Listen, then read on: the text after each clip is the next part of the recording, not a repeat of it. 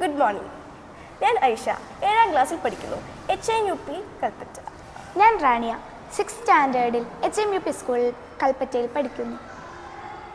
Parliamentary ഭരണ സമ്പ്രദായം.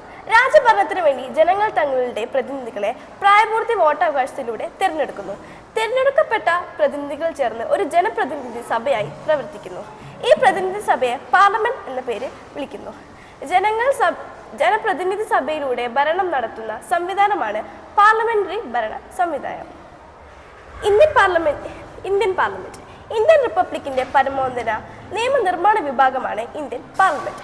രാഷ്ട്രപതി, രാജ്യസഭ, ലോകസഭ എന്നീ 2 സഭകൾ കൂടി പ്രവർത്തിക്കുന്നതാണ് ഇന്ത്യൻ പാർലമെന്റ്. നിയമനിർമ്മാണമാണ് പ്രധാന ചുമതല. സ്ഥാപിതം 1947. ആദ്യ സെഷൻ 1952. പാർലമെന്റ് മന്ദിരം. ഇത് പുതിയ പാർലമെന്റാണ്. സൻസദ് ഭവൻ എന്ന പേരിലാണ് ഇത് അറിയപ്പെടുന്നത്. സ്ഥാനം ഇന്ത്യയിലെ ന്യൂഡൽഹിയിൽ പഴയ മന്ദിരത്തോട് ചേർന്നാണ് ഇത് സ്ഥിതി ചെയ്യുന്നത്. ഉദ്ഘാടനം മെയ് 28, 2023. ഇതിൻ്റെ ഡിസൈനർ എന്ന് പറയുന്നത് ബിമൽ പട്ടേലാണ്.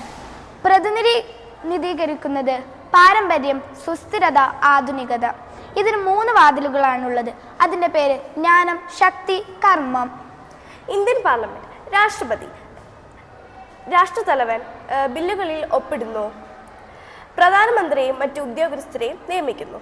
ലോകസഭ 543 അംഗങ്ങൾ പൗരന്മാർ നേരിട്ട് തിരഞ്ഞെടുക്കുന്നു. കാലാവധി 5 വർഷം. രാജ്യസഭ 233 അംഗങ്ങൾ സംസ്ഥാന നിയമസഭയിൽ നിന്ന് തിരഞ്ഞെടുക്കപ്പെടുന്നു. കാലാവധി 6 വർഷം. അശോക സ്തംഭം എന്ന് പറയുന്നത് പുരാതന ഇന്ത്യൻ പൈതൃക പ്രതീകം, സമാധാന, അഹിംസ, ധർമ്മം എന്നിവയുടെ ചിഹ്നമാണ്. ഉത്തർപ്രദേശിലെ സാരാനാഥിൽ BCE 279 അശോക ചക്രവർത്തി ഇത് സ്ഥാപിച്ചു. 4 സിംഹങ്ങൾ 4 ദിശകളിലേക്കാണ്: വടക്ക്, തെക്ക്, പടിഞ്ഞാറ്, കിഴക്ക്.